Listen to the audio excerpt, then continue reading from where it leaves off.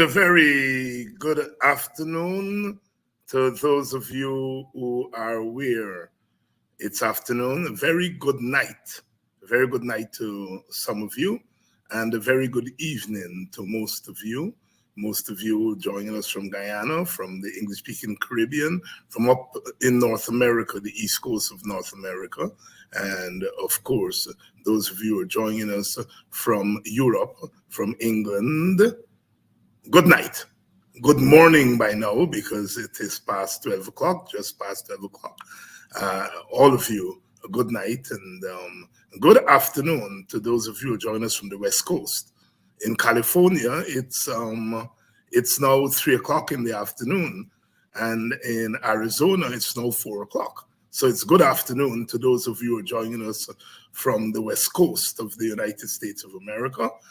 Good evening to you joining us from Canada, from New York, from Connecticut, the northeastern part of the United States. Good evening to all of you. All of you are joining us from South America, from French Guyana, from Suriname. Welcome to Politics 101. We come on here, of course, another mass killing in the United States of America. My God, we are living in a hell of a world. Another mass killing in the United States of America. Oh, wow. That's all I can say. I think 565 mass killings, so many killings per year. Sometimes we don't even hear about them. We don't even hear about them. We, of course, our prayers go out to the victims of this senseless violence. Good evening to you. There's now a speaker. The Republicans have managed to elect a speaker, as you know, so they can carry on the business there in the United States National Assembly. They call it the Congress there. But the jury's still out. Democracy on trial. Democracy on trial all over the world. Democracy on trial in Israel. Democracy on trial in the United States. Democracy on trial in Guyana. Good evening. Welcome to Politics 101. Those of you who join us from Antigua, a special welcome to you. There was a by-election in Antigua on Tuesday. A by-election in Antigua on Tuesday. One of the candidates at the election held early in this year decided to resign his seat in Parliament because it was being challenged. There was a very close result, very, very close result. And the loser, the member from the Antigua and Barbuda Labour Party, that member filed a petition challenging the result. And the winner, the member from the UPP, the opposition UPP, decided that rather than wait on the petition to be heard, he decided he was going to resign and let there be a by-election. And he ran in the by-election again, and he won. He won by a much larger margin this time than at the general election. So the petition has now become null and void. So welcome to you in Antigua. I was on the radio there on Tuesday morning in Antigua, commenting on that race. I'm on in Antigua fairly regularly, as those of you Guyanese who live in Antigua, most of you know. I used to be on the big issues a lot on Observer Radio, and now I'm on morning, I think they call it morning wake up or wake up morning, something like that, but it's on Twin Island Radio that I'm usually on at least once a week. And it's always good to get out and do the politics in other parts of our Caribbean, keep myself active, because sometimes our own politics in Guyana stifle us, and we come to think that that's the only politics in the world, forgetting that we are part of a larger region and a larger world. And thank God for giving me the opportunity to speak on and to study and to comment on politics in other parts of our Caribbean. I do a program every second Saturday of the month on Baltimore Radio, WEEA 88.9 FM in Baltimore, a program on the second Saturday of every month called The Political Hour with Dr. David Hines. I've been doing that program now for 26 years. 26 years. 26 years I've been doing that program. Every second Saturday, The Political Hour with Dr. David Hines. And on that program, I take a look at politics in the Caribbean for the preceding month. So, one gets the opportunity to follow politics in Trinidad and Grenada and Antigua and Barbados. And, the Caribbean is an interesting place and a difficult place to study. Difficult because you're studying, almost 30 countries. There are, 36 countries in our Caribbean. That's the wider Caribbean region. Of course, I pay attention to the English-speaking Caribbean, but I also, that includes Haiti and Suriname, and so although they're not English-speaking, they're part of CARICOM. And you in effect have to study the politics of each country. It means that you have to keep up with the news, read the newspapers of those countries. And so there is sometimes not enough time in the day to do all of that. But that's one of the challenges of studying our Caribbean, those of us who do that. So welcome, and welcome to the people of Antigua. As you know, the last election brought the parties very close. 17 seats in the parliament. It's now 9-8, 9 in favor of the government, 8 on the other side. And of course, the 8 on the other side, one is from Barbuda and one is an independent, used to be a member of the Antigua Labour Party, Asset Michael. He fell out with them and ran in a stronghold and won. So really it's 9-6 with one seat from a Barbudan party and one independent. Interesting politics there in Antigua and Barbuda. Welcome to all of you. Welcome. Good evening. Good evening to you, Esther, Marla, Alicock. Dennis Book, of course, is here. Mr. Ben, Thomasina. Well, I don't know if it's a Mr. or a Miss. It looks like it's Miss Susan London. Good evening. Good evening to Mr. De Flormont, Kenneth De Flormont. I had the pleasure of meeting Mr. De Flormont when we were there in Washington for the Washington conference. He came to the meet and greet and we got a chance to talk. I, of course, knew him and knew his family, and so it was good to catch up with him. How about you people there in Washington, D.C., Maryland area? Special good evening. Special good evening to you. It's like I said, it's an area, a place where I lived continuously. I lived continuously for 12 years until I moved to the West Coast of the United States of America. As I said, over and over, that's where my people are. That's where my siblings and wider family are. And so I get back there as often as I can. I still regard that Washington, D.C., Maryland area as my United States home. I've never really embraced Arizona in the same way as I embrace Washington, D.C., Maryland, Virginia, tri-state area. Welcome to Politics 101. If you're listening, Rebecca, good evening. Good evening to you and your sisters and Families Friday night. I know it's going to be a very, very busy night down there in Silver Spring.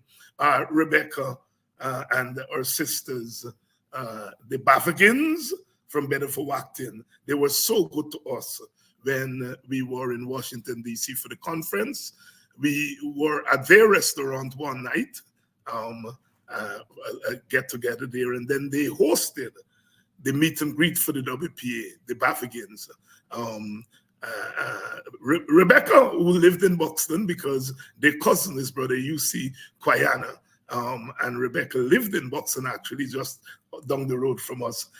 Very, very good evening to that family, the Bafokins family, and all those families there. The one young lady whose name escapes me now, she and her husband, they came out to the meet and greet, and she remembered me from a program that I did and still do in Washington, D.C. area, a television program called Carib Nation.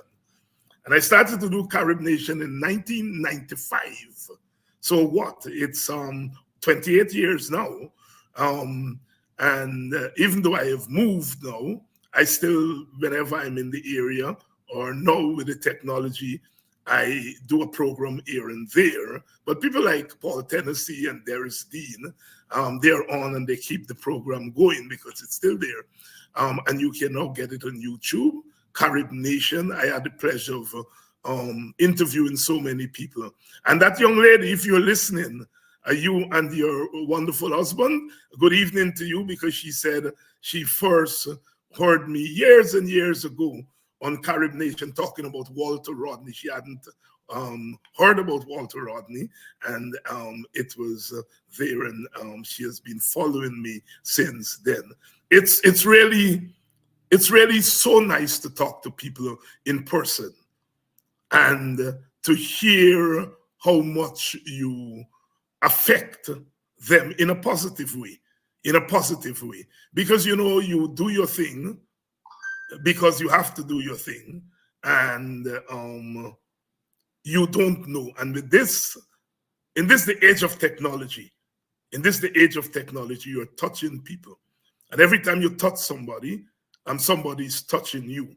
And it's good to know that there are people out there. It makes you want to wake up every morning and to continue this struggle that has to do with our own country in the first instance, and then other countries. My sister Danette Booker, who's joining us from out there in Pennsylvania.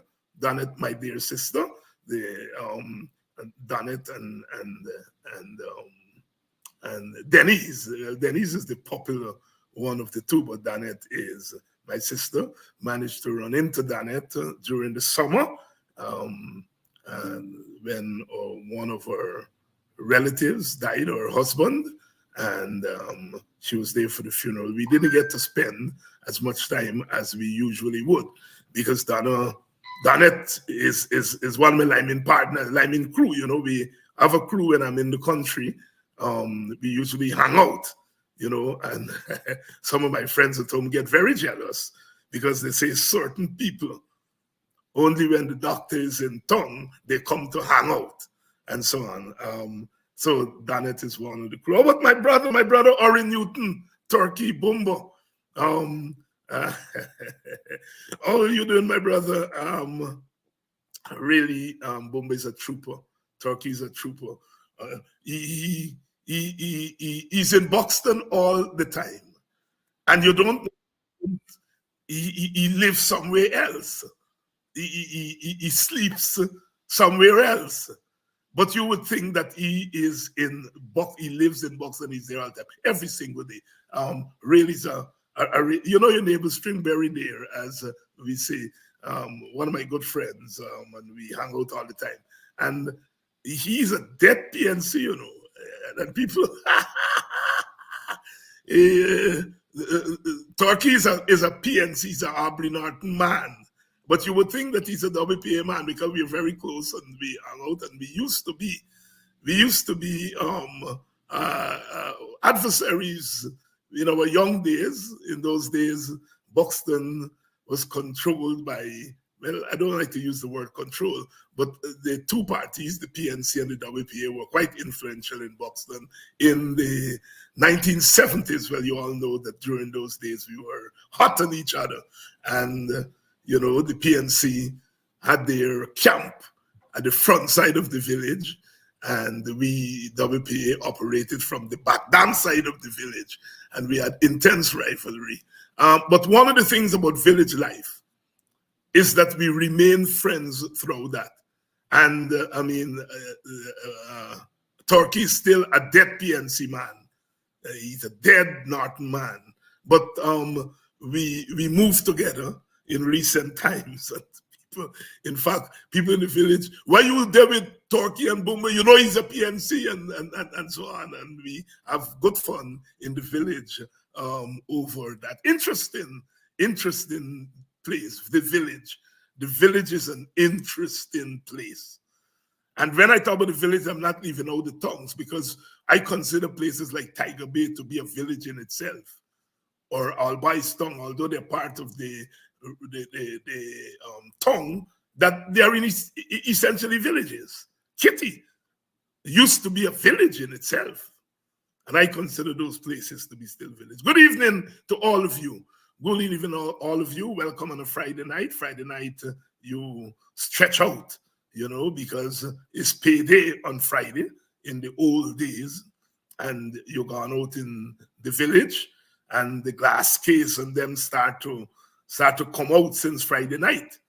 You go up the line side in the village, and you're gone by Baby Jarvis there, and you see that glass case. If you see food in there, the glass case is sweat, as we used to say, you know, from the heat from the food and so on.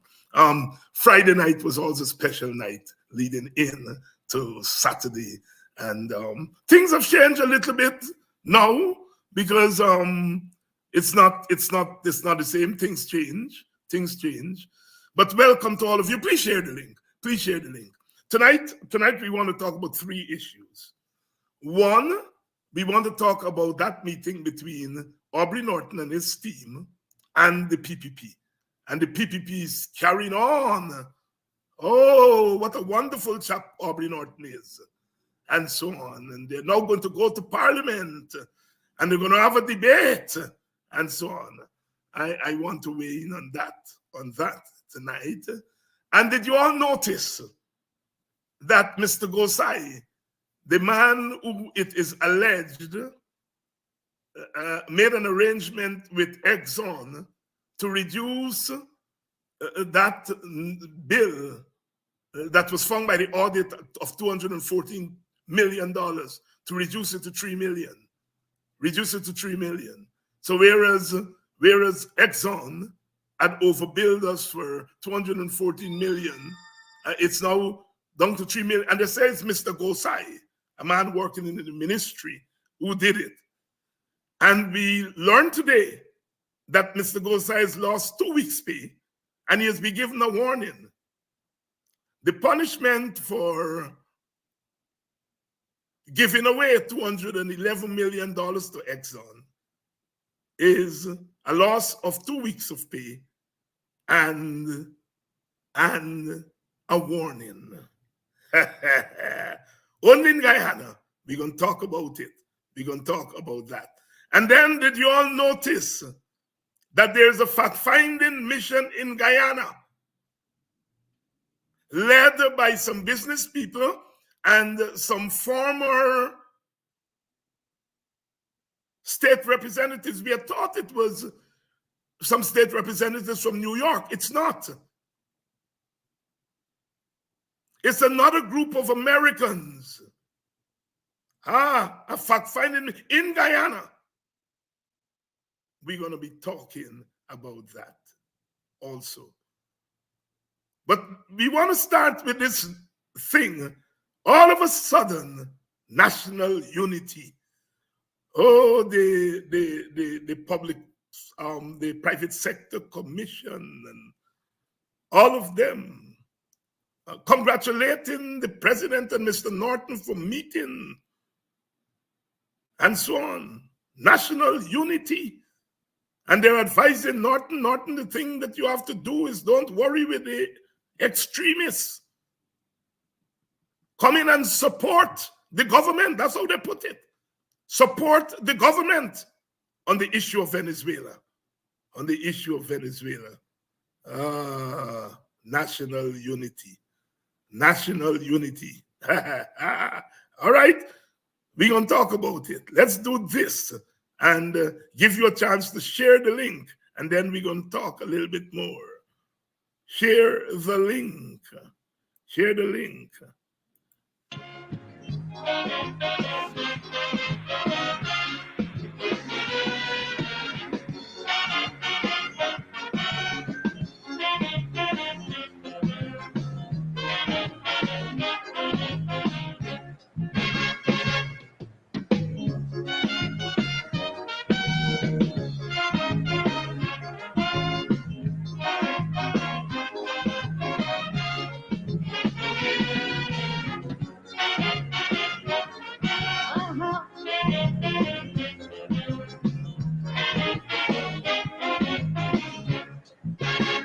After the election, I went to London, and if you hear how much question I get from Trinidadians, Turkey, your new government of the UNC, I hear that they intend national unity.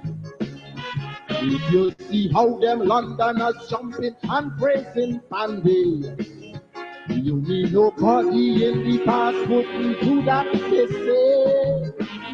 I had to tell them, wait, it's true, and they preach unity.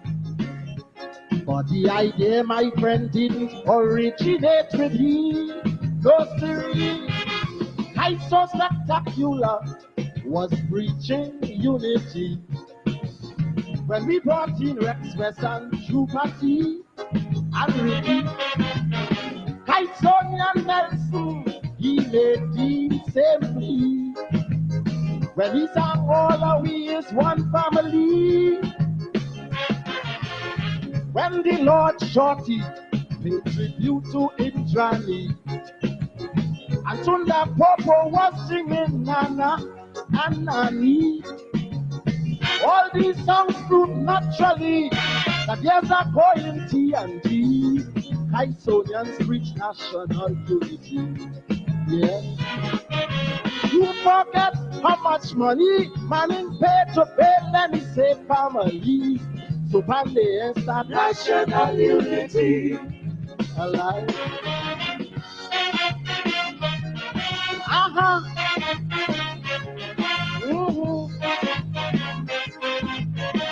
Oh, like.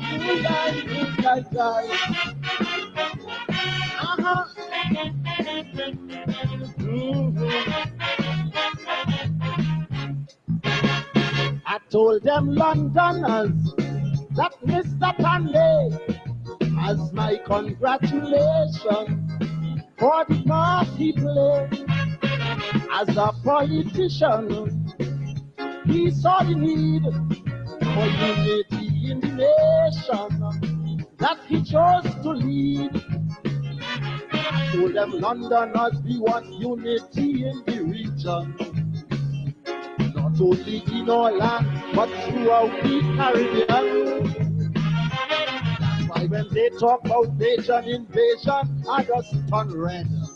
Them Asians could only invade we when we and crocodile. Not said when we see Batman spinning in the oval, and white man Jeffrey Stallmeyer was starting unity. When them cricketers took a pause for tea, Africans in the oval eating roti and talcary. And look how we Chinese and the Chinese came away. And Brian White of Bob Manning and them Hispanic.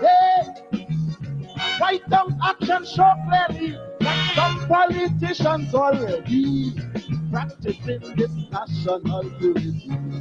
Yeah. You forgot Eric Williams Marie Belly looks and the Chinese. So Pande is that national unity.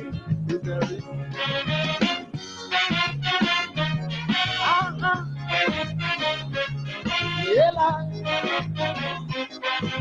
oh, like you,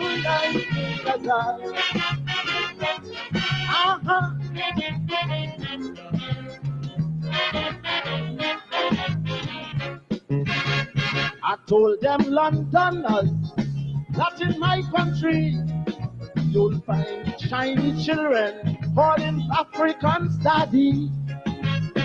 It have some Chinese men making roasted better than me. It have African women who could teach Indian to make roti. I told them unity start with Butler and Cipriani. When Butler brought Stephen Maharaj and Rienzi in his party. And when the police were looking for Butler in 1940. Is a Chinese hiding in an Indian house in Caroni. Unity. When I see Keith Shepherd and Mr. Rapisha editing the Mirror newspaper together, and when I see black rastas living in Philly City and planting their okra, their bygone and baji, and when I see Indians living in Philly City, we took like children eating roast bacon, hanging Christmas tree, and Syrians and Chinese today eating kalaloo on a Sunday. Then I know unity has come to stay. Yeah. Roy says, marry a white lady, turn around and marry a Tulahini. That's what I call national unity. Alive.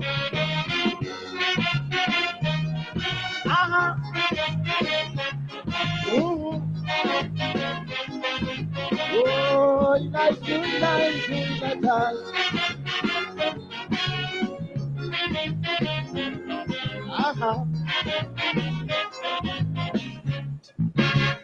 I told them Londoners that in any country it's the culture bearers who does bring unity.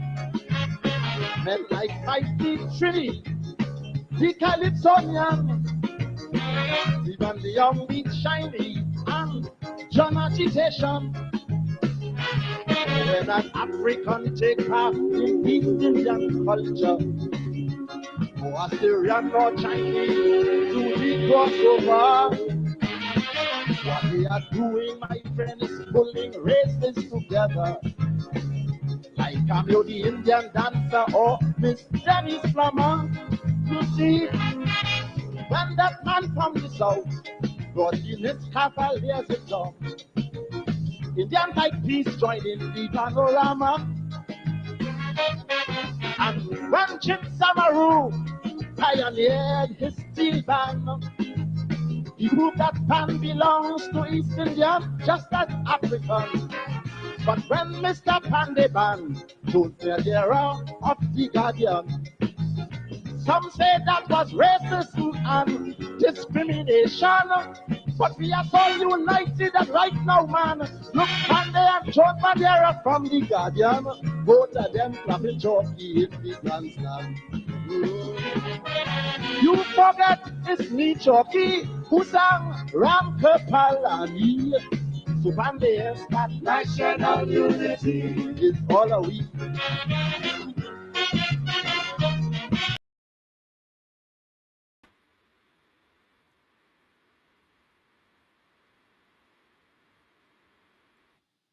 Yes, Dr. Hollis, Liverpool, they chalked us. They chalked us. National unity. You see the writing in the paper every day. Look at Ali won Guyana and so on. Chalky say, it's not Ali who start national unity. National unity is not by politicians. National unity is by the people. By the people. Dr. Hollis, Liverpool, they chalked us the quintessential political Calypsonian, the man who gave us 3 blind mice among great calypsos.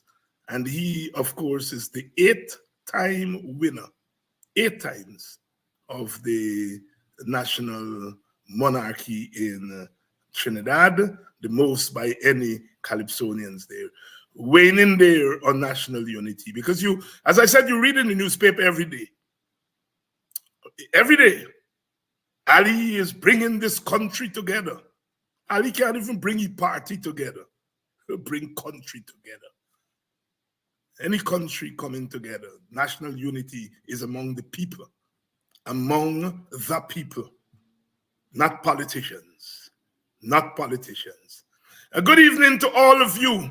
So, Brother Aubrey Norton accepted an invitation to be briefed by the president of Guyana on the Venezuelan issue. And Norton turned up with his team that included leader of the AFC and other members of his parliamentary group. And he walked with some technicians. I think people like Keith Austin was there. And they went to the briefing. And once the briefing was over, the government went heels over head talking about national unity. That this is what Norton should have been doing all the time and so on and so forth. My initial response was that I support Norton going to the meeting. Some people argue that Norton should have played hardball. Since you didn't want to meet, they didn't want to meet on other substantive issues, but on Venezuela they want to meet. The president says he's not meeting with Norton because Norton didn't shake his hand. The president says he's going to go into opposition control communities and they're going to bypass the representatives and go straight to the people. But on this issue of Venezuela, he chose to meet with Norton. And understandably, many of Norton's supporters are saying, well, Norton should play hardball. Some say he shouldn't meet with them. Some say when he met with them, he should say, before we can have a joint statement, let's talk about other issues that affect my supporters. I support Norton meeting. Because I think that sometimes our people need a little break. You know, the fatigue of politics every day can begin to have a negative effect on people. And so it's good to see the two leaders meeting. But beyond that, I do not put much store on it. Because I know the PPP. They're going to use it for the photo op. They're going to use it to show that Norton is supporting them. You see? The opposition is supporting the government, not the PPP and the PNC coming together to stand against Venezuela. That's not how they're framing it. They're framing it that the opposition is supporting the government. I plan to have Mr. Norton on this program to ask him whether he was there to support the government. As far as I'm concerned, Mr. Norton was there to support Guyana against Venezuela. And he was joining in with the other party to stand up for Guyana. He wasn't there to support the government or support the PPP. You see, this is when you're dealing with people who have this mentality of domination. Even when you give them an opportunity to speak in a sane way, they bring the domination. I remember after the 1997-98 impasse and the Ordmunster Accord that mandated that the two parties must meet in constructive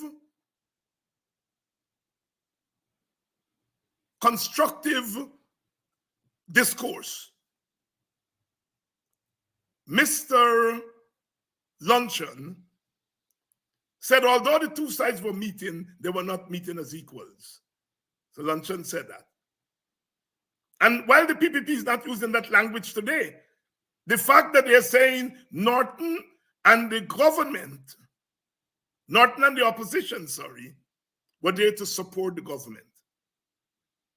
And I think sometimes our inexperienced politicians, I saw a letter in today's paper, seem to be echoing that same language.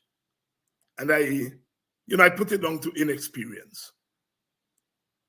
The opposition is not there to support the government. The opposition is there to stand with the government in support of Guyana's territorial integrity. The PPP is saying the opposition was there to support the government. And like I said, some opposition members are using that language, as I put it down to inexperience.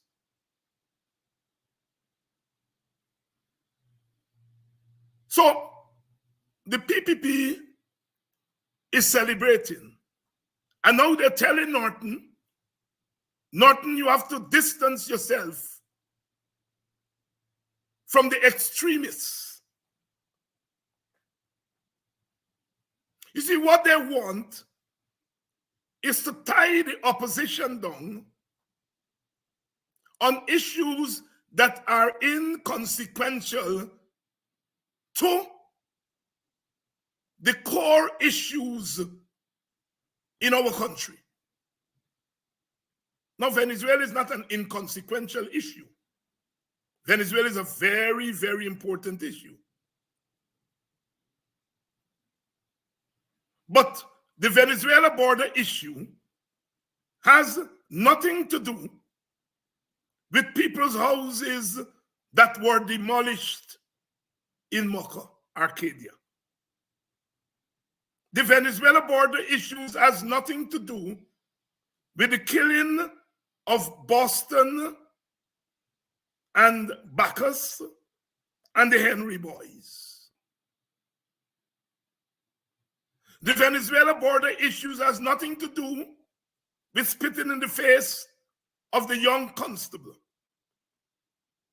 The Venezuela border issue has nothing to do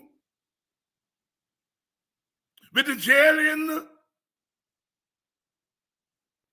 of opposition leaders and charging them and pulling them before the courts. The Venezuela border issue has nothing to do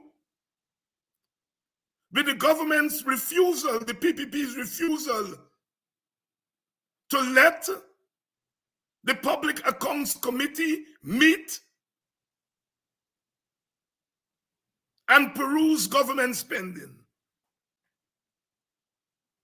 The Venezuela border issue has nothing to do with the attempt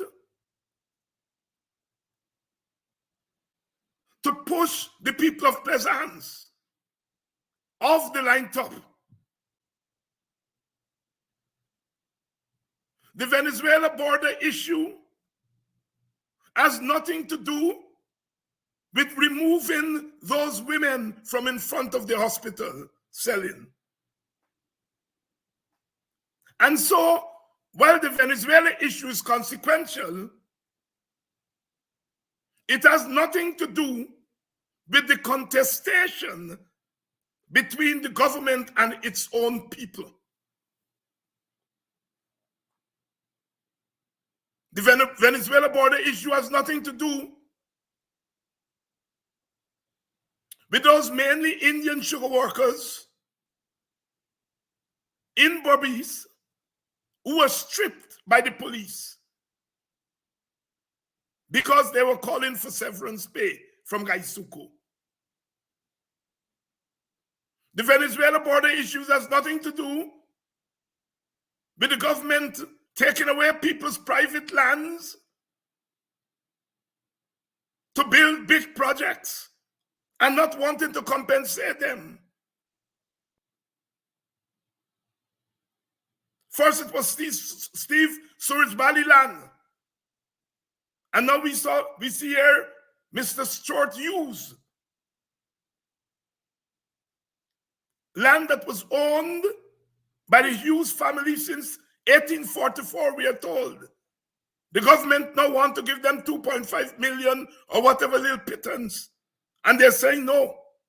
The matter is now in court. Every day, the government of Guyana is violating human rights in Guyana. He doesn't want to meet with Norton on those issues because those issues have direct political consequences. The Venezuela border issue is important, but the consequences are not direct, they are indirect.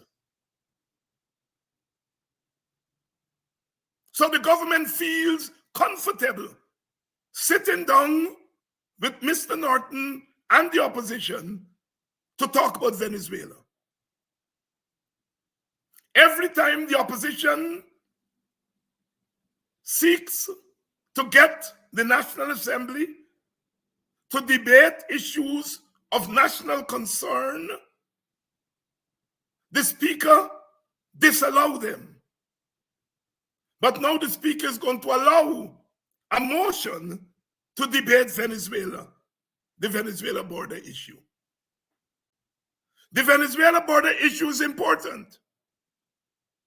I have argued on this program that there's three important issues that we face as a country. One, the issue of balancing the competing demands of various groups in the society for the resources that are coming in. Managing those demands. The government has an F- on that. The other important issue is taking into consideration geopolitics. That the neighborhood in which we live is a theater of geopolitics. Give more oil resource, give more proximity to Venezuela. The fact that Venezuela has the largest oil reserves, we have the largest oil find.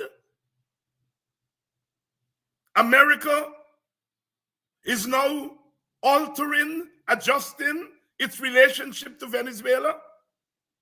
It had put sanctions on Venezuela. It's now easing those sanctions because Venezuela has what the America wants.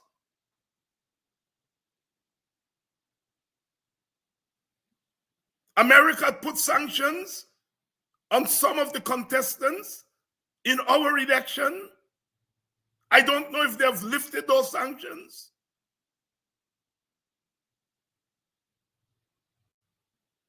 But America has an interest in Guyana because of our oil find and what that means for America.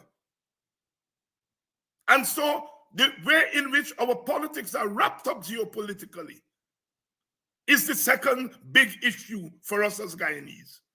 And the third big issue, of course, is Venezuela. Any country that is demanding 2/3 of your territory is a clear and present and continuing danger. So I am agreeing that Venezuela is important and that our leaders should constantly be talking about Venezuela. But that should not be the substitute for dealing with the first big issue, and that is balancing the competing demands of the various groups. If Norton is good enough to talk about Venezuela without a handshake, he should be good enough to talk about MOCA, to talk about naming a substantive chief justice and chancellor without a handshake.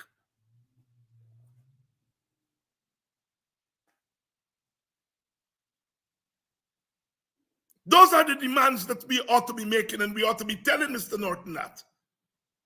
I support Mr. Norton meeting on Venezuela. You can't not meet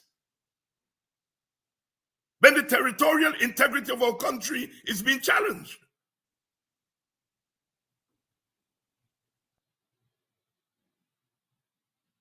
But you must not stop there, because you have a government that is shameless.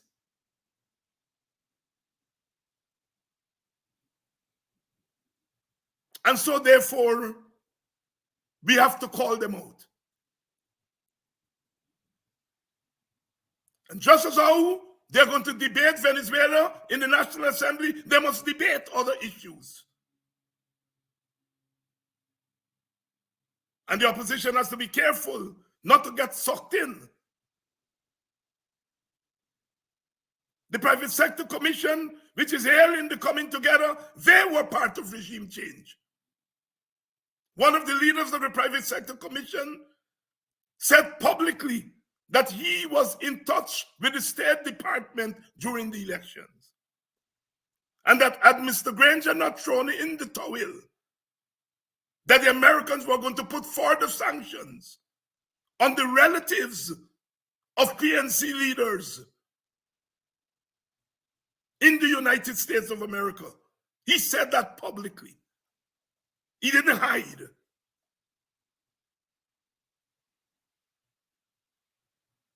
The Private Sector Commission was part of regime change.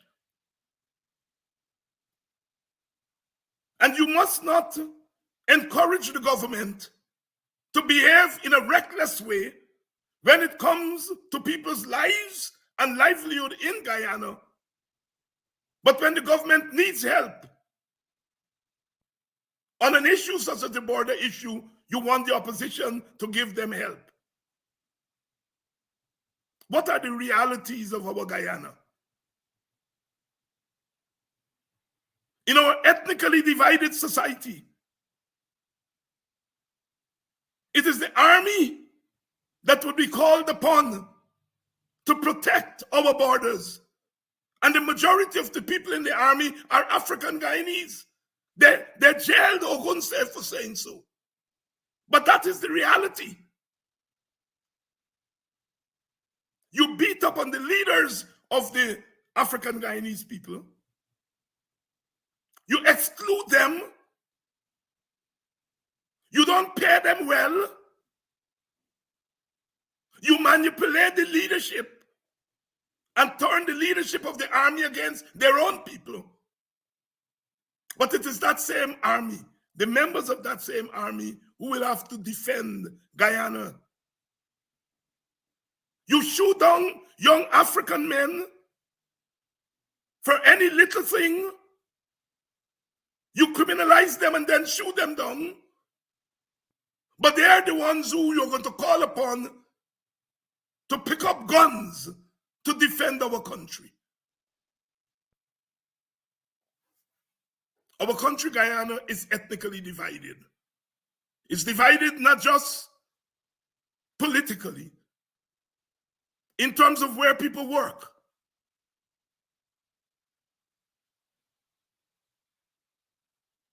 East Indians are predominantly sugar workers.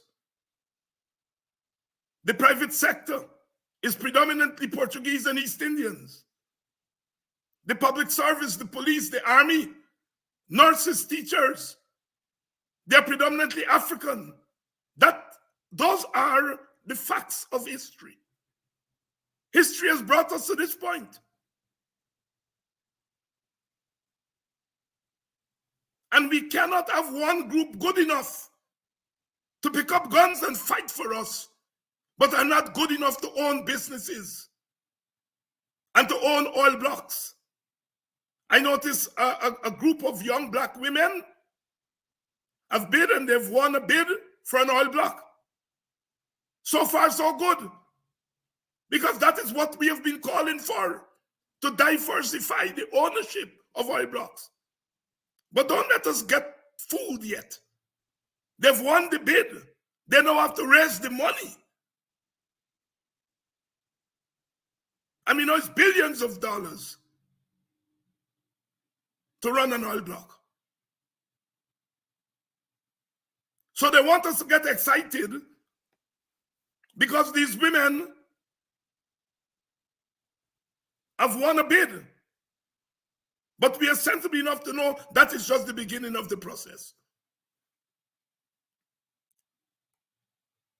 And I'm saying we must respect our reality.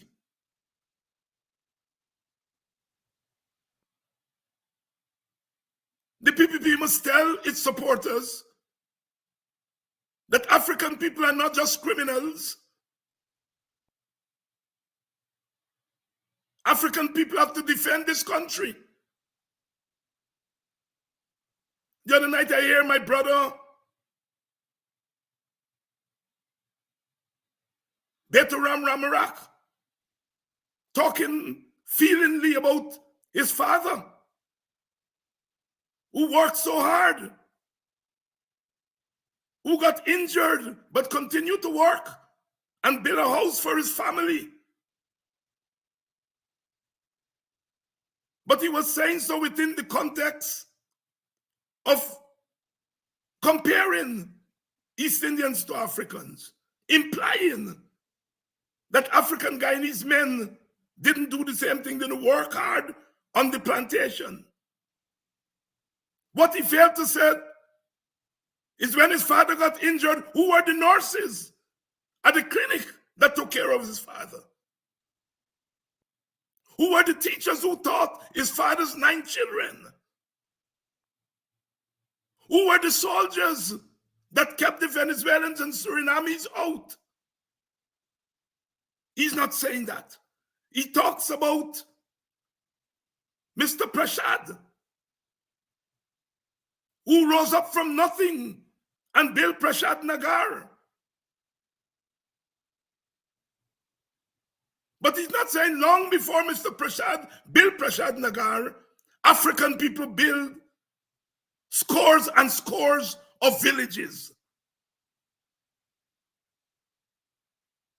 He said Mr. Prashad didn't get a handout, but he didn't say that African people came out of slavery, didn't beg for a handout, and they bought lands and created villages. And when David Hines and others point these things out, they say we are racist.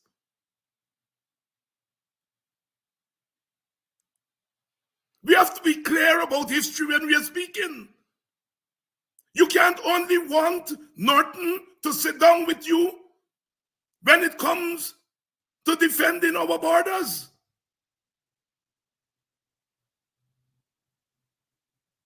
Norton must be good to sit down with you on other issues.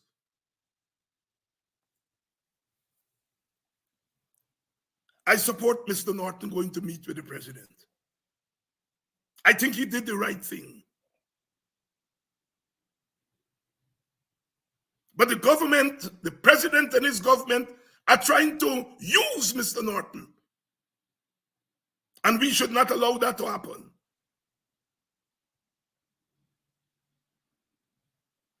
They say that some of us are the extremes. We are influencing Norton. The Guyana Times this morning said that Norton must loose himself, untie himself from the racial tail that is wagging the multiracial dog. So they say Norton is multiracial, and the PNC is multiracial, and the rest of us are racial. and Norton must disassociate himself from us. They're asking Norton to disassociate himself from his support base in exchange for sitting down at a meeting with Irfan Ali and Jack Dew.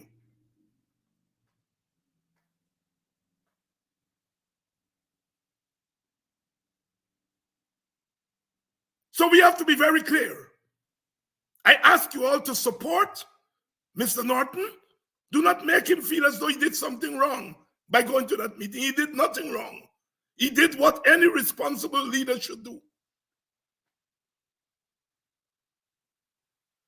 But we have to make it very clear that we are not going to allow the PPP to manipulate Norton.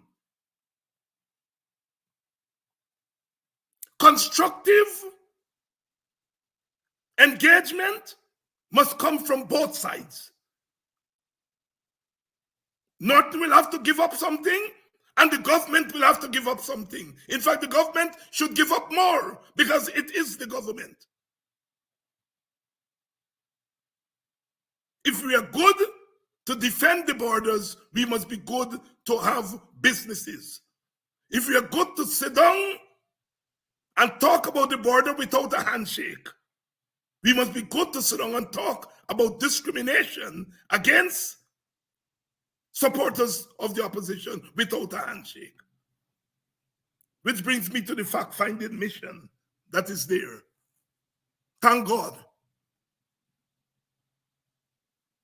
In the press release, according to the Stabrook News today, the fact-finding mission said that its visit was influenced by presentations made in Washington at the Washington conference by members of parliament, and it named 4 parliamentarians. But the key thing there is they're saying it is the Washington conference that influenced our presence in Guyana. This is not David Hines. This is the fact-finding mission itself. Another victory for the Washington conference. Another victory for the Washington conference. Less than a month later, because of the Washington conference, there's a fact-finding mission to Guyana. It's in the Stabrook News. Today, Stabrook News. Today, Stabrook News. It is not David Hines who is saying that. It is the fact-finding mission itself. They are saying that. So, there is victory in motion because of the Washington conference. Because of the Washington conference. Because of the Washington conference. And we have to recognize that. We have to recognize when we are winning victories. And we have to be able to say it so that the government does not control the narrative. The government must not, the PPP must not be allowed to control the narrative. According to the release, this is Stabrook News, according to the release, the decision to visit Guyana was prompted by presentation by members of parliament, Roysdale Ford, David Patterson, Don Hastings Williams, and Catherine Hughes at the Washington Diaspora Conference, where accusations were outlined by the leadership of a large section of the Guyanese populace. This in addition to a public missive issued by Ford, a shadow member of legal affairs, which was published in the Kaichor News, as well as calls made by way of a formal request for a fact-finding mission to assess allegations of discrimination, marginalization, and displacement. These are the words of the members of the fact-finding mission. These are the words of the members of the fact-finding mission. Now, this is the same conference that the PPP said the people ask us for evidence. Here the people are coming because they said they got the evidence. And they're coming as a result of the evidence to see whether the evidence we give them is true or not. The PPP would have us believe that we went there and didn't give evidence. Here are Americans who are saying they got the evidence from the opposition and they're here to see whether what we tell them is true or not.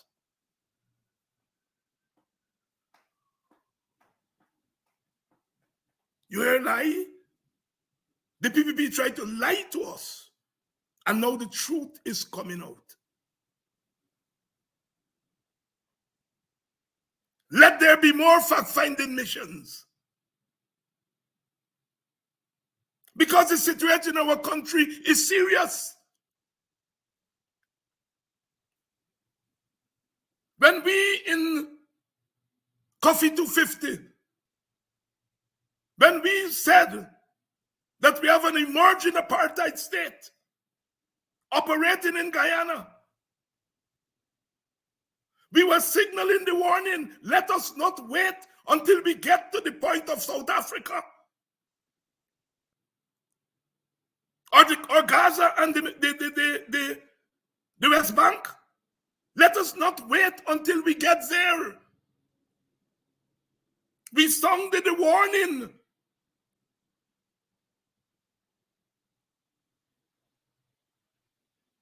And that is why they got jittery. And thank God, give thanks to Coffee 250 for putting it out there. Give thanks to Rickford Burke for assembling us in Washington. And we are reaping the rewards. We are reaping the rewards of that clarion call by Coffee 250. We are reaping the rewards of Rickford Burke bringing us together.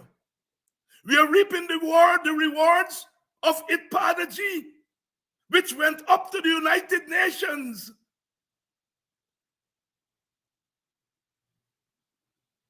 and told that body, provided the evidence of discrimination in Guyana.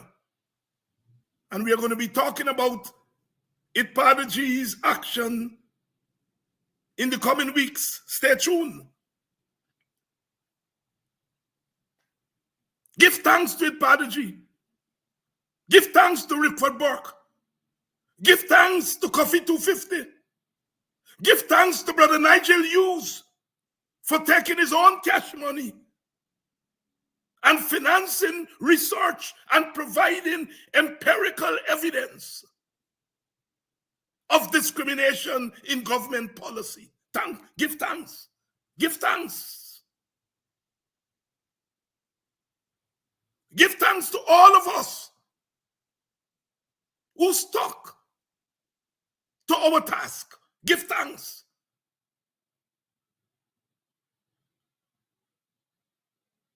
Discrimination of Africans, discrimination of East Indians or Amerindians, or any ethnic group has no place in Guyana. And we must not let the PPP get away by trying to hoodwink us. They're angry because we have continued day after day.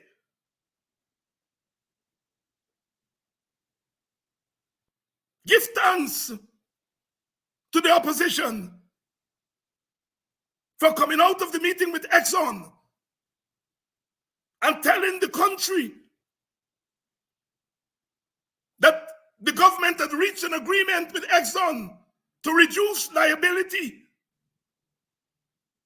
from $214 million to $3 million. We would not have known of that deal. And when the deal came out in the open, they put the blame on a junior functionary, Mr. Gosai, as if Mr. Gosai would negotiate $211 million without somebody higher up telling him what to do. Now GRA has come out and said it is sticking to $214 million. Now Jack Doe is saying if Exxon don't want to pay up, they're going to go to arbitration. That would have never occurred had the opposition not come out and expose what they heard in the meeting with Exxon. Sisters and brothers, when our leaders are working for us, we must give thanks. When they're messing up, we must say they're messing up. So what did they do? They take away 2 weeks' pay from Mr. Gosai and give him a warning. What they did is they charged Mr. Gosai under public service rules. Now, public service rules are just what it is. And I doubt whether Mr. Gosai is a traditional public servant. He may be a contract worker. He's not your traditional public servant. So when it suits them, they treat the Gosais of this world as separate from the public service. But now it suits them. They want to give him a slap on the wrist. They place him as a public servant and take away two weeks' pay and give him a warning. If Mr. Gosai commits such an offense, he defied the president, the vice president, the minister, and took it upon himself to negotiate with a foreign company to negotiate $211 million on his own. That is tantamount to treason. But we know that Mr. Gosai did not negotiate that thing on his own. So he has not committed treason. But if the leaders are saying they knew nothing, then he has committed treason.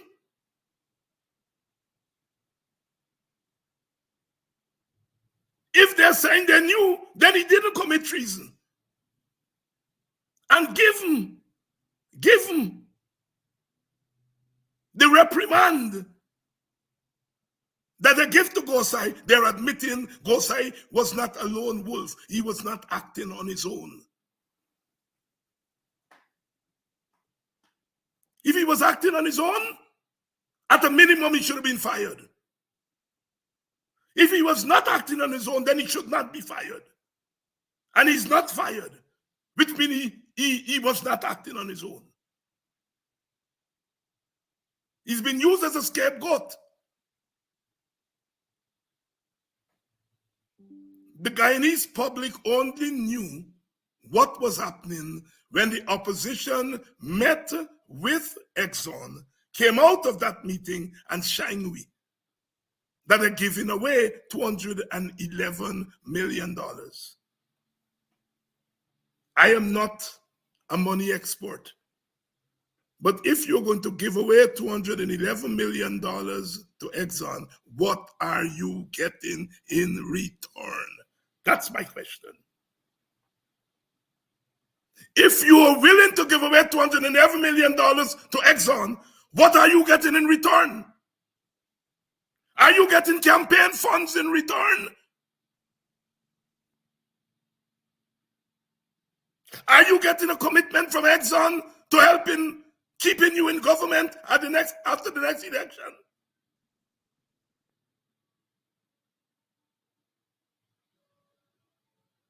I am not charging any individual with getting a kickback from Exxon. I don't know that, and I'm not going to make that speculation. What I'm speculating is if you're giving away $211 million to Exxon, you have to have something in return, as the song said, something of value. That old Guyanese song. My Guyanese song people, you all tell me, is who sings something of value? I get old now, I don't remember the name so good. There must be something of value. Is that something of value a commitment to campaign funds? Is that commitment a commitment to help to keep you in power after elections? I don't know. I am speculating. But you don't give away $211 million to a company for nothing.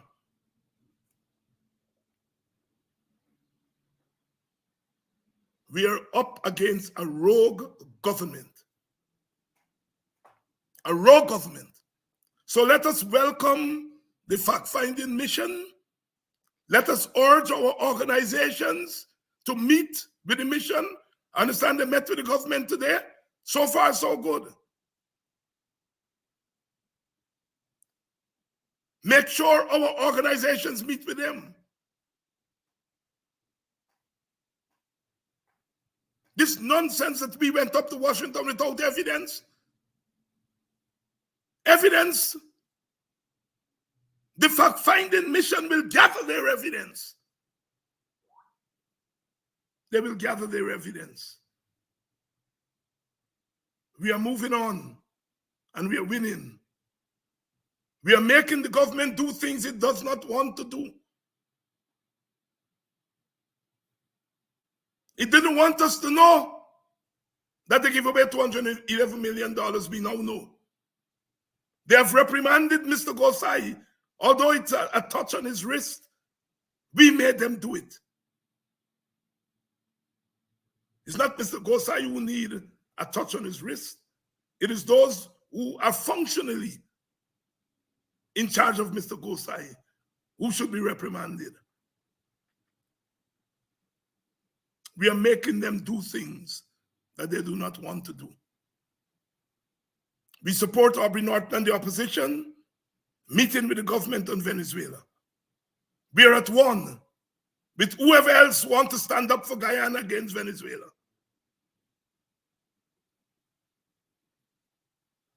We're at one. But Venezuela is not our only clear and present danger. We have other clear and present dangers every day in Guyana, and they are as important as Venezuela.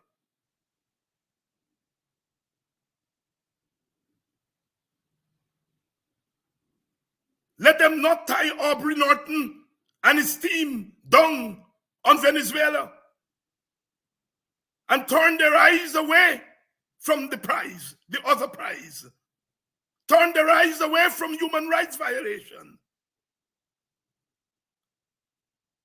Let us keep the pressure on our leaders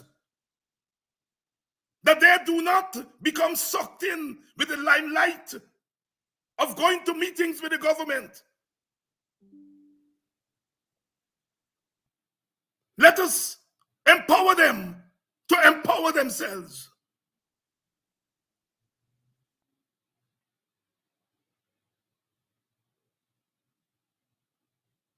Let us remind them so that they can remind the government that it's people of predominantly one ethnic group who's defending Guyana. My friends, Ravi Dev and others, they like to quote George Lamin, who said that Indians fed us in the Caribbean. But I'd like them to quote me as saying Africans have defended our territorial integrity before independence and after independence. All ethnic groups play an important part.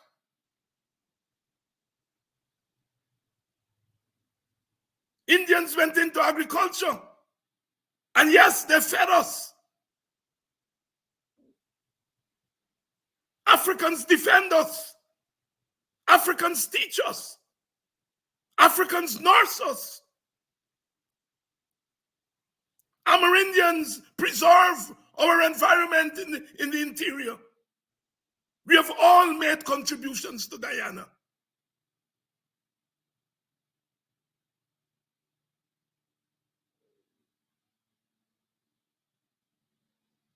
African people did not ask to go into the public service and the police and the army. We were forced into those professions. But we must recognize that service in those professions are equally important to service in other professions. The soldier is as important to our political economy as the sugar worker. And the public servant is as important to the running of our country as the rice farmer. And the police is as important as the goldsmith.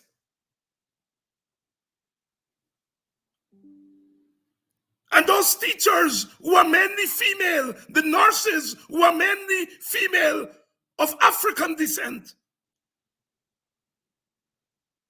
are as important as the lawyers of another ethnic group or the accountants of another ethnic group. There is dignity in all labor.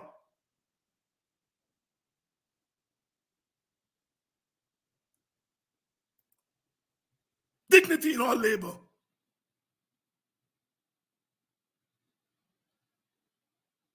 Venezuela is not the sum total of our problems. It is a big problem.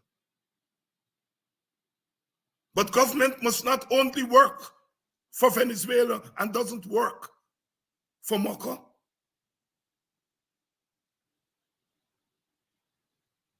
Government must work for Venezuela and Mocha.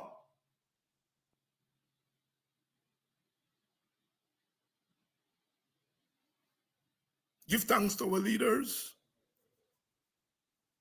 but protect our leaders from manipulation by a PPP that has no intention, at least in the foreseeable future, of an egalitarian and equitable Guyana. If we are going to get there, we have to push. We have to push them there. I love you all. As usual, give thanks.